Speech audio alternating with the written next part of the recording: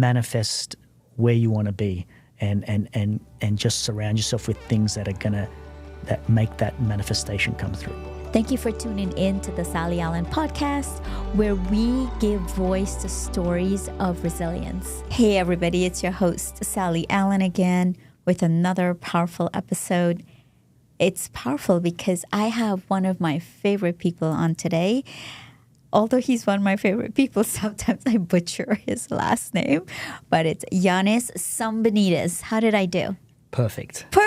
Yay! So Yanis, welcome to the Sally Allen Podcast. Yanis is the VP of Game Design at Light & Wonder, and his career has been so incredible, moving so fast. I just knew I had to have him on the podcast to share some inspirations and share his journey so that it can be encouraging to you. Yanis, I'm so glad you're here. Oh, thanks for having me. Yeah. So when you and I met a few weeks ago, we were having this really incredible conversation, and we thought, hey, man, you're sharing some really nuggets here, and I need to get you on to the podcast to share with other people your journey so that, sometimes it's discouraging out there. What's going on with careers, the constantly shifting and moving with the, especially gaming industry. We need to shed some inspiration out there, don't you think? I agree. I mean, everyone has a story, mine's the same as everyone else's struggles. So I'm happy to share. Yeah. I think it's the same, but on the same token, it's different, right? You have moved up so fast in your career. Does that make you a little bit nervous? Yeah, it's like that mix, right? Nervous and excitement, and you always feel like you're some part of you feels like you're an imposter, some part of you feels like I deserve to be here, that's the best things in my life have always come from being in a very uncomfortable position, and so. Yeah. That's great. I love how you put that. The best things in your life has been from uncomfortable situation, because nothing grows in comfort zones. Correct. Yeah. Yes, and right. You and I had talked a little bit about mindset, and I love that you brought up imposter syndrome and how mindset is so important when it comes to what you do, because it doesn't matter what your level is. I don't think a lot of people out there realize that it doesn't matter the level, from the C level down to the janitor. Everybody struggles with a little insecurities, lack of self-confidence, and imposter syndrome. Yes. Yeah. When do you think that shows up most in your career? Unfamiliar territory, doing something that hasn't been done before, going to those places. I'm always uncomfortable, but excited. I think the excitement always kind of outweighs it. The excitement of being somewhere that maybe, I haven't been before, or people haven't been, or, idea that hasn't been done before. Though I get excited by those opportunities, and I think that usually outweighs the fear. Of feeling like you're not supposed to be here, or maybe you should rethink. And I've been in those situations so many times now, and so many good things have come from those situations that kind of puts me at ease too. That you are uncomfortable, and maybe that is the right place you're supposed to be right now. Yeah. And I know it's G2E is coming up. It's the Global Gaming Expo, and Yes. It's busy and it's crazy and it's a fast-paced environment. But how do you cultivate your resilience within your team, especially during this time currently, maintaining that resilience and getting ready for, the whole production at the gaming show? Well, you're right. It's crazy. Right now, it is crazy. But by example. You just got to do it by example, and if you're not afraid, if you're confident, then others will follow. Others will be confident and not afraid, and so and if it starts to get tough, you stand in front and take the bullets, and Yeah, so just by example, if you do that, it calms everyone down. Yeah. Right? If you're not worried, then no one else is, right? Yeah. I like that a lot. So I want to pivot to something that you and I, when we were at lunch, we discussed, and I think it's the story you shared with me was so incredible. I'm going off script. It was so incredible. And when I interview executives, I like people to see a different side of them. I go into corporate a little bit, but you were telling me about this fight that you did. Oh my God. Here we go.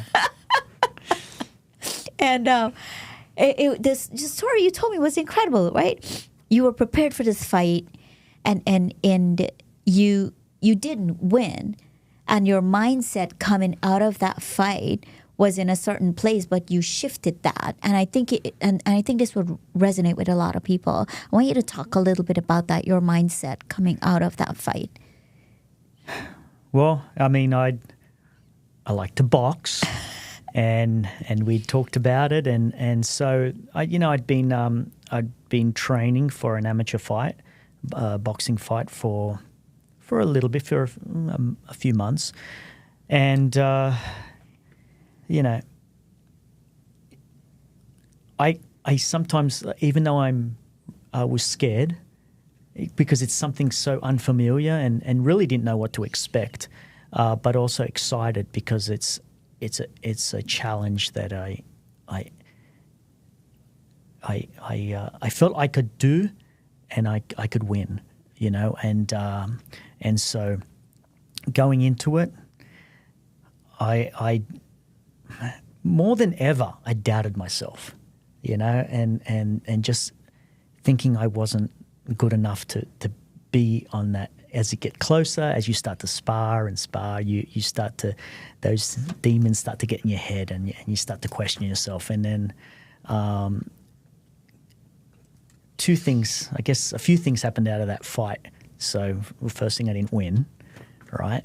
But it wasn't as bad as I thought it was, which is usually the case with any time I put myself in those situations in life or in career or whatever. It's never that bad. It's never that bad. Just the thinking, the worrying about something that is going to come it was worse than actual the event itself. And yeah, looking back on it, I felt like I could have won that.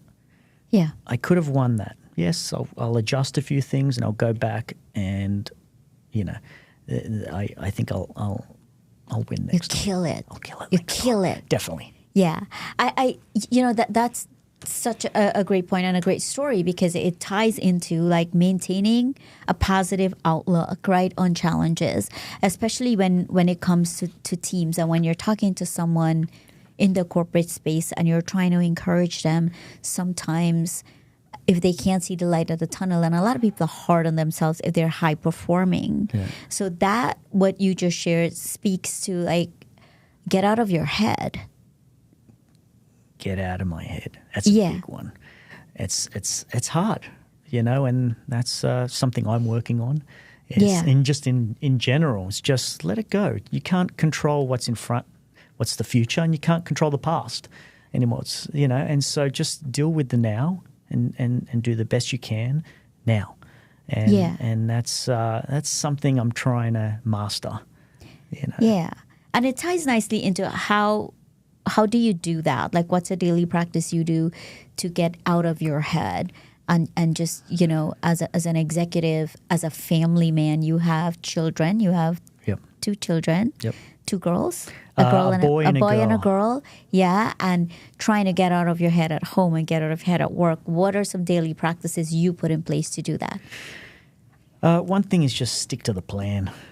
You just got to stick to the plan. When things get a bit chaotic, just remember what you want and where you're headed to, and stick to that plan. And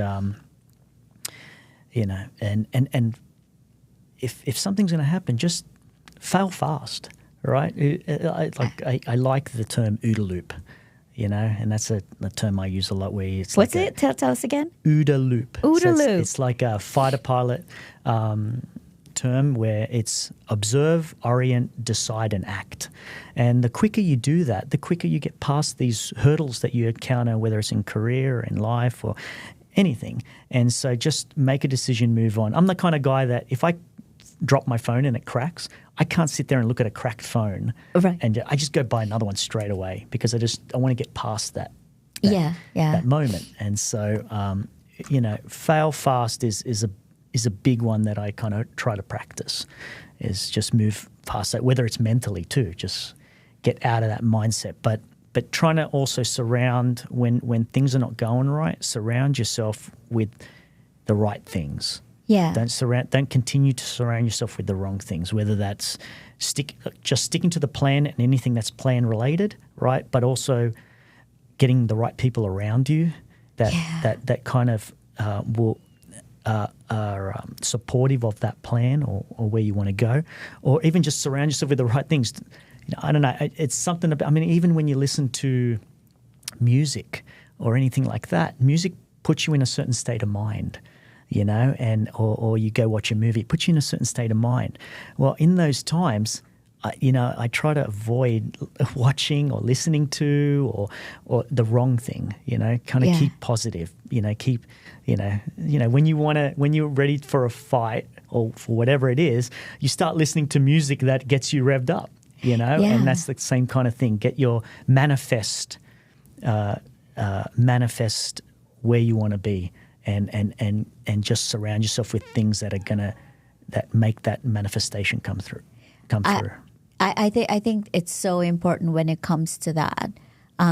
Understanding what works for you when it comes to changing your mindset and when it comes to building that mental resiliency. Yep. Yeah, and for you, it's I think what I'm hearing you say is you see the storm coming, and you just want to go through the storm really fast. That's right. Yeah. Yes. Yeah. I just want to.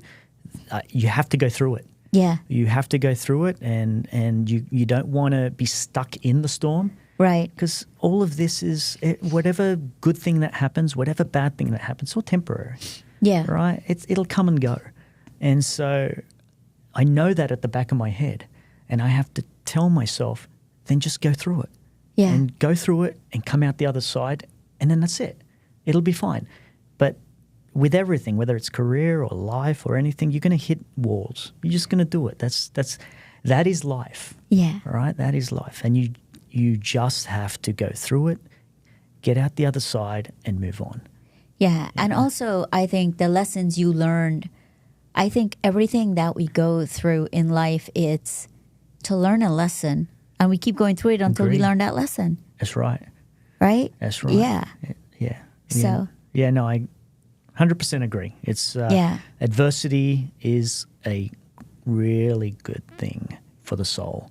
It really there is always a lesson out of it, and so, it's it might be really bad at the time but just look at what, it's easier with some perspective once you're past it. Right. In it, just remember that something beautiful is going to come out the other side. Yeah. So. And I like that, talking about adversity, right? Tell us a personal story where you overcame adversity and where it significantly impacted your mindset and who you are today. Ooh, well, my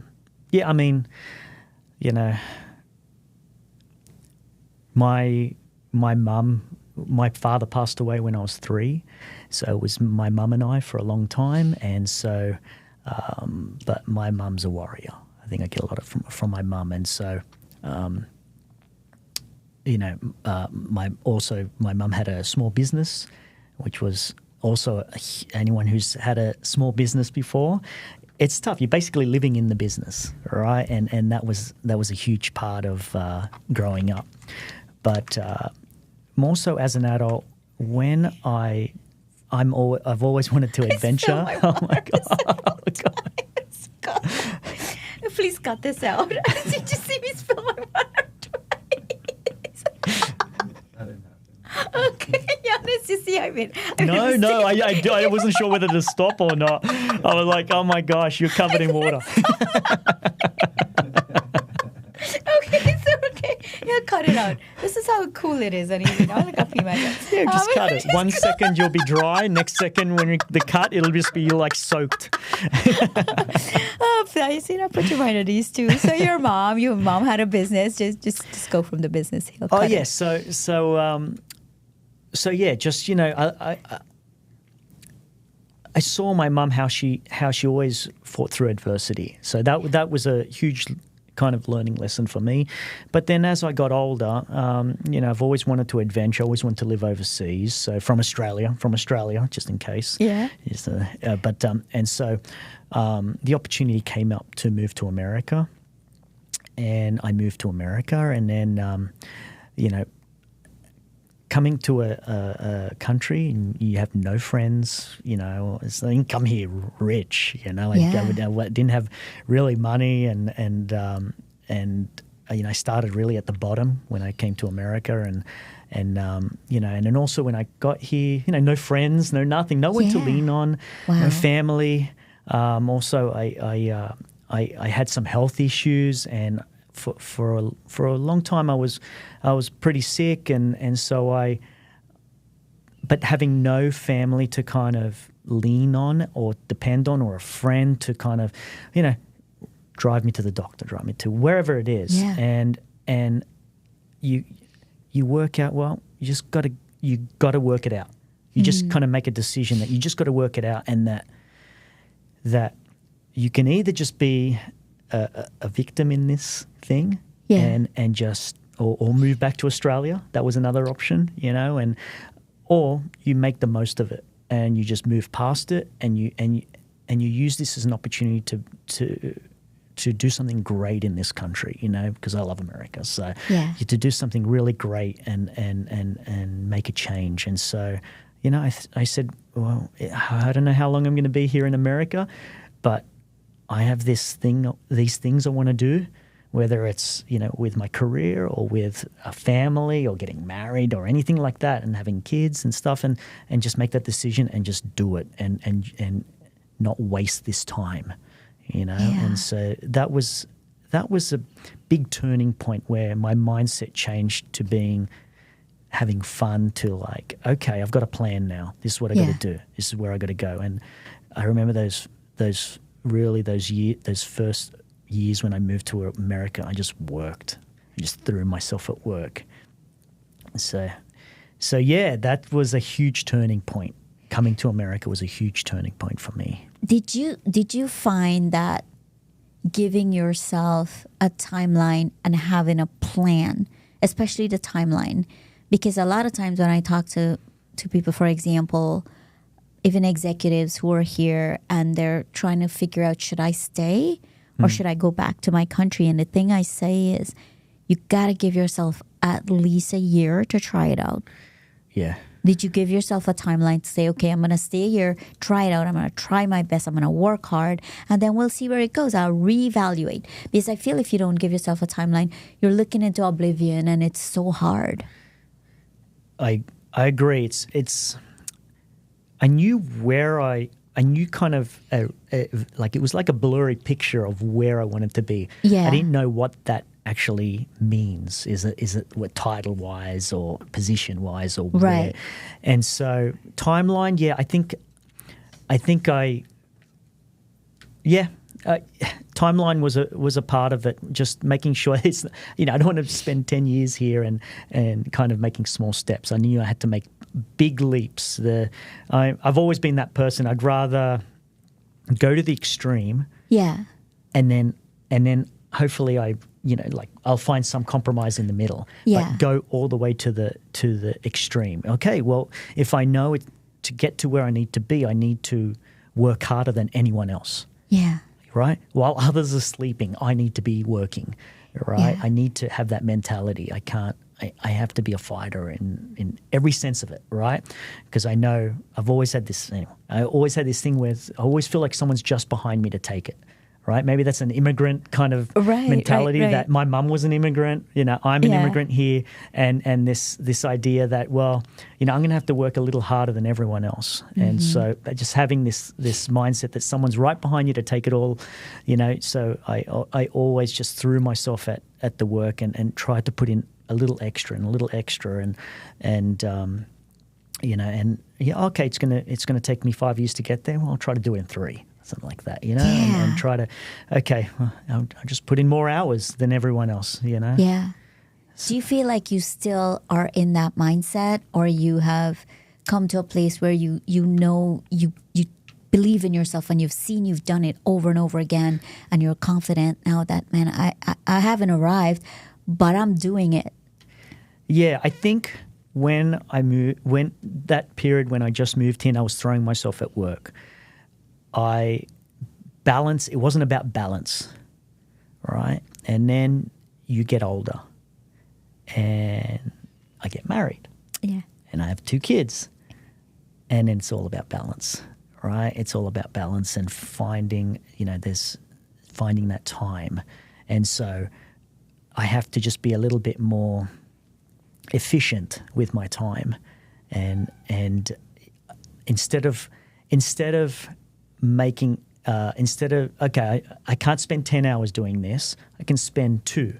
Well, then I better think it through before I spend those 2 hours. Whereas in my youth, I would have just spent 10 hours and thrown my whole self and maybe made a bunch of bad decisions, good decisions, bad decisions, and gone back and forth.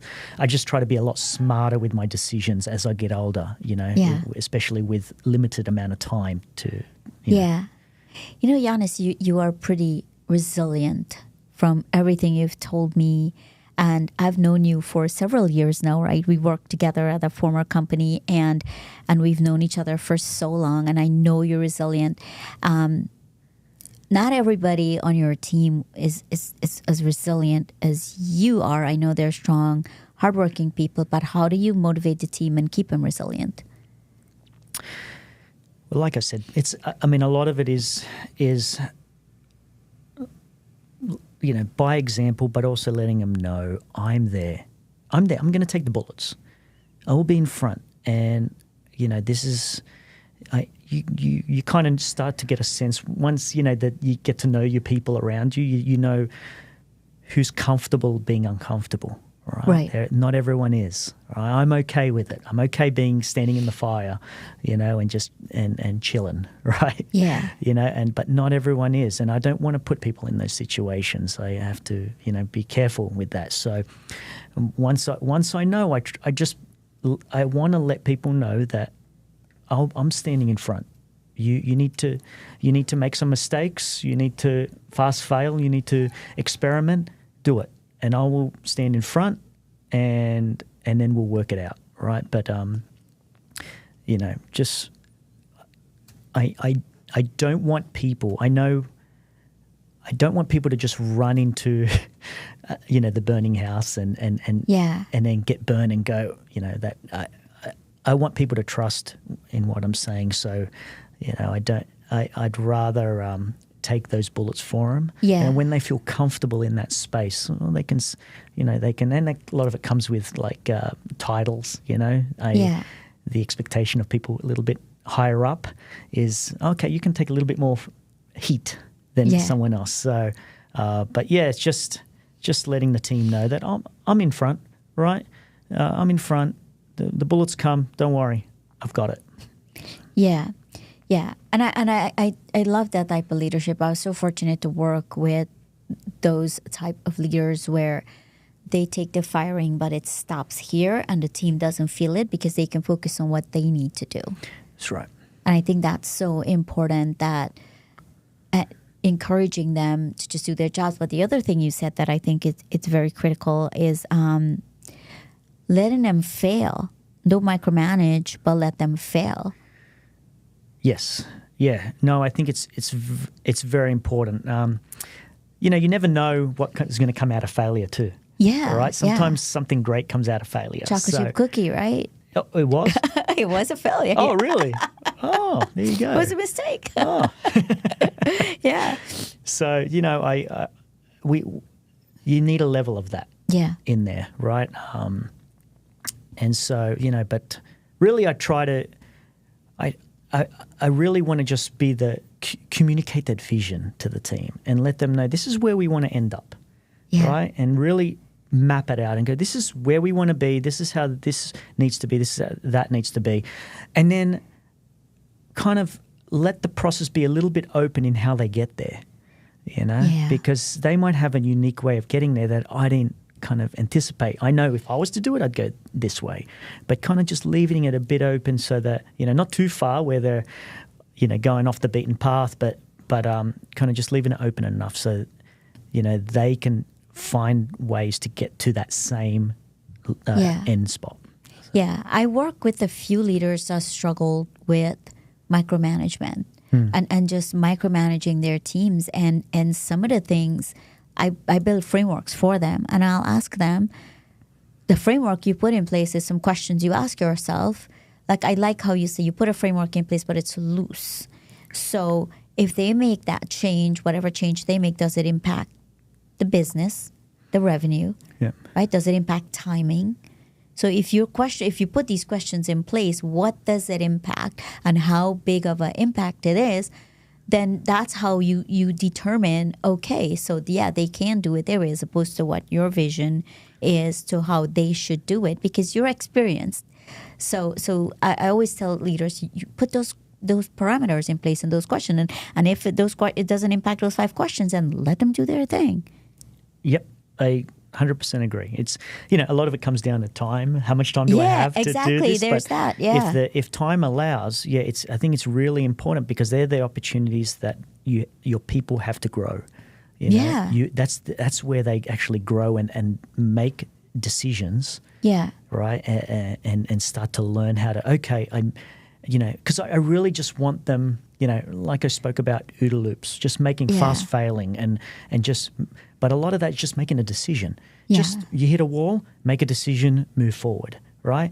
That's something I'm trying to practice, and I'd like my team to practice is, okay, we're all going to hit a wall. All right, make a decision.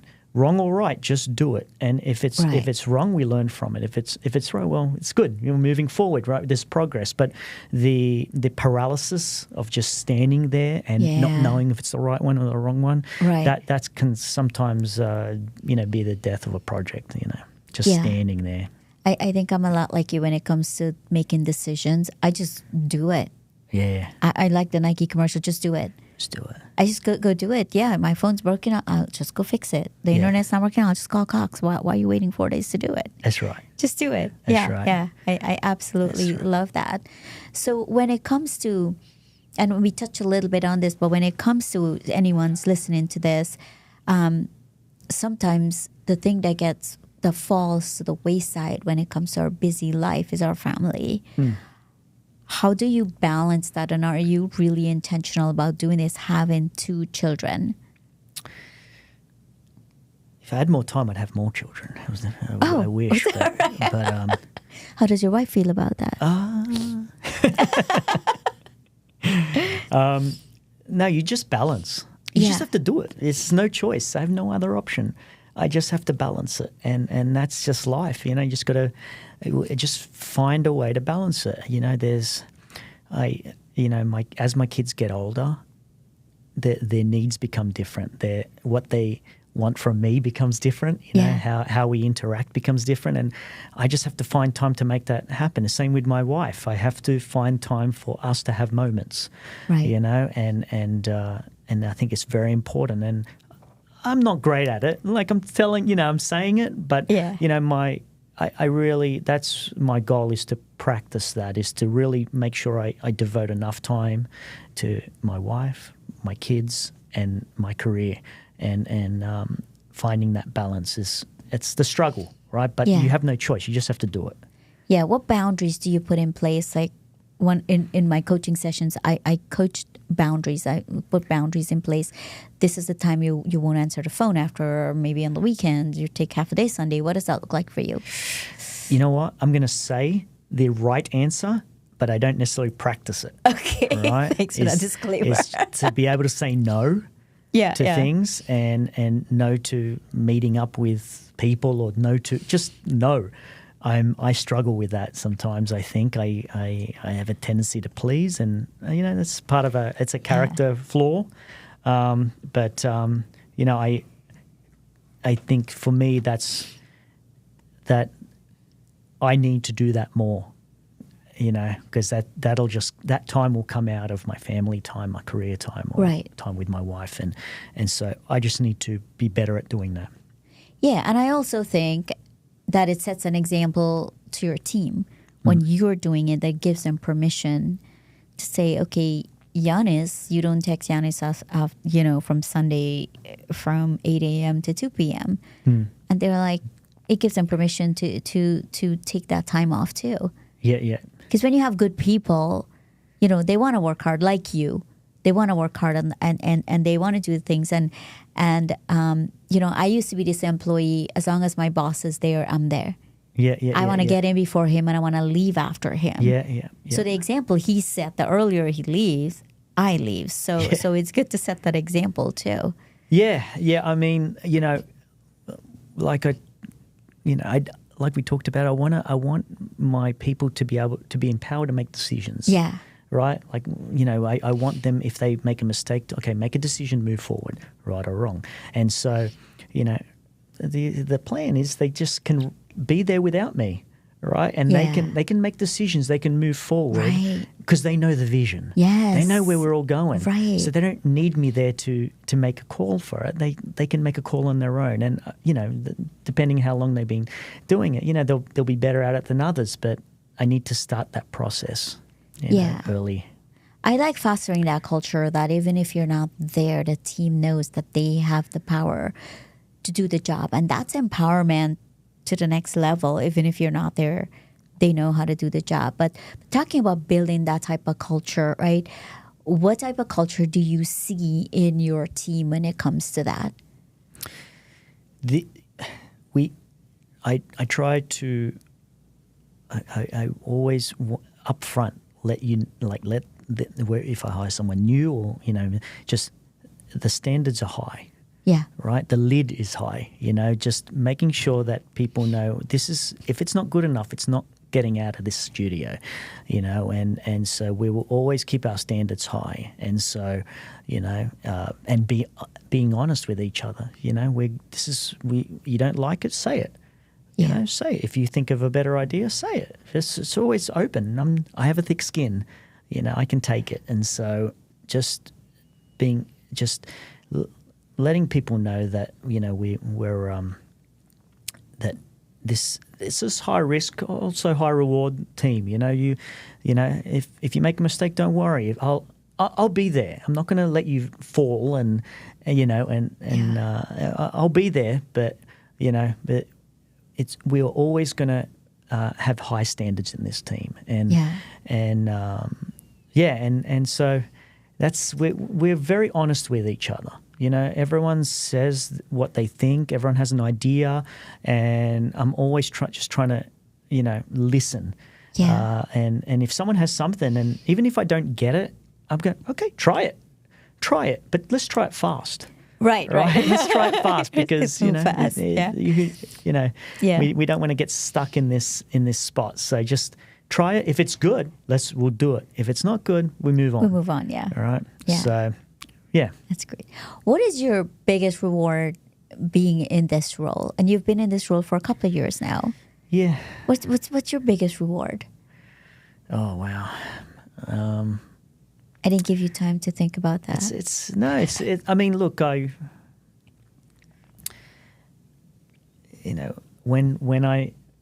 when the team makes a really great game, and you had the team had this really clear vision on where we're going, and we executed on that vision, and every move we make, we anticipate that the play will react with this type of emotion, and so we always kind of we see the player playing our machine and going, okay, he's going to react like this when this happens. He's going to react like this when this happens, and then the game gets out to the casino and they react how you planned. That to me is really rewarding. I never do it for money or anything like that. I love what I do, and I love creating worlds and telling stories and creating characters and seeing people go through emotional roller coasters. I love being on a roller coaster. Right. I've never liked the merry-go-round. I've always liked the roller coaster better. So, when you see players go through that roller coaster and laugh and just enjoy themselves, that to me is the best part of it. Yeah, yeah. And now, what is your biggest challenge? Biggest challenges? Me, probably. Myself. Get out of your way. It's getting out of my own way. Exactly it. Yeah, That's always been a struggle, is just, getting out of my own way and just, it's, I'm not perfect. Yeah, I'm on a journey, and I know all my flaws, and I'm trying to work on them, and whether that's professional, personal, and so, just kind of working through that and learning and getting that wisdom fast enough to be able to apply it is is always that. I think I'm in that middle ground in my life right now where I've just got enough wisdom, but not enough patience, So So you and I have worked with some incredible leaders, and I have learned so much. But what's one of the biggest lessons that you've learned from any of these leaders that you are actually carrying with you today?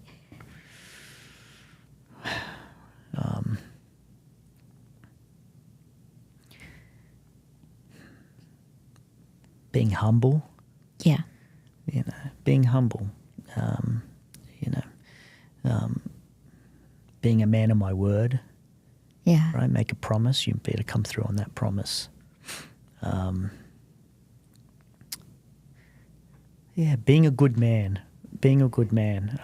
That's something I've a lot of the leaders I've mentors that I've had in my career. Being a good man, being a man of your word. I like that a lot, and I can attest. We've experienced that. We worked with some really great human beings. They're good human beings. Good human beings, yes. Yeah. Good people. Yeah. Was there anything that I didn't ask you that you would want to talk about? Oh, my gosh. No, it was a good... I think when you life goes... It just happens. Yeah. And there's not many moments that you sit down and think about why you're here, what got you here, what were the turning points. I never had those opportunity to sit down and think about that. And speaking to you had forced me to kind of think about my life and how did I get here? Why am I here? What? Because I know things changed. I know who I am has changed. And I just finding that it was great sitting down and really thinking about why I'm here, what got me here, what were the turning points, and so no, I appreciate that. Yeah, no problem. I'm glad we reconnected. This was really good. Yeah, I learned a lot off you, Sally. I always appreciate it. Same, yes. I think our synergies are, really well aligned. But what would you say to someone who wants to get a young game designer or someone who wants to get into the gaming industry? What advice would you give them?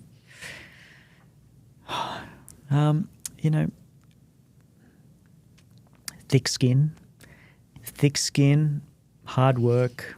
Yeah. And have a vision.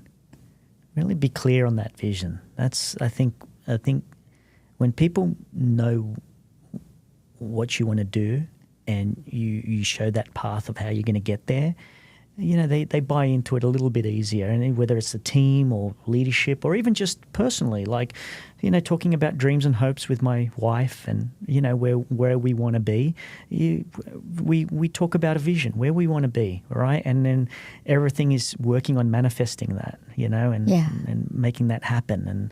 And so it's the same at work. I just but thick skin's important because you're gonna hit a wall. Yeah. And you can't sit there and be hurt or just move on. And and work hard. It's not going to be easy. Yeah. It's tough. And, you're going to not, for me, I don't see my family, they live on the other side of the world and I don't see them. And you constantly are weighing up what you want out of life and what you're sacrificing to get there. Yeah. And that is the constant, you're constantly weighing up because I'm sure there'll be a time where you go, well, it's not worth, Right. I need to rebalance, right, what I'm putting in and getting out. And so, I miss my family always. And, but, I miss my mum and, my stepdad and my brother, and his family but I know what I'm doing here and what I'm sacrificing here is best for my family, Right. my kids Right. and my wife, So that is the constant struggle. Yeah. I like that a lot, that advice that sometimes you have to make sacrifices, have a thick skin. I feel sacrifices are short term. And if you look at it from that perspective that you have to work hard, you work really hard. You're still working hard, but in the beginning, like you said, there's someone over here, you got to prove yourself, constantly proving yourself. And doing that hard work it's short term. You got to look at it as a season you're in. Yes. Right? I feel like you're more in the rewarding season now. You've gone through so much over the past couple of years and you're more like, I can reap some of the rewards now. Yep. I can take a little step back and empower my team. Yep. So coming in young, realizing that the sacrifices has to be made before you get to that place where you can take a step back. And then that's a different phase of your life. Yep. Yeah, where you have to make a different sacrifice and it looks differently, but it's not always like that. So you can't come in and in 6 months expect to get promoted to a C-level or a VP. The hard work has to be there and the work ethic has to be there and having that vision. So with that, Yanis, thank you so much for making an appearance on our podcast. We appreciate you. And with that, it's a wrap. Thank you for tuning in to the Sally Allen Podcast, where we give voice to stories of resilience. Until next time, this is Sally Allen. Remember that every setback is a setup for a comeback. And remember, if you like this podcast, the only way we can get it out is if you like, subscribe, and share.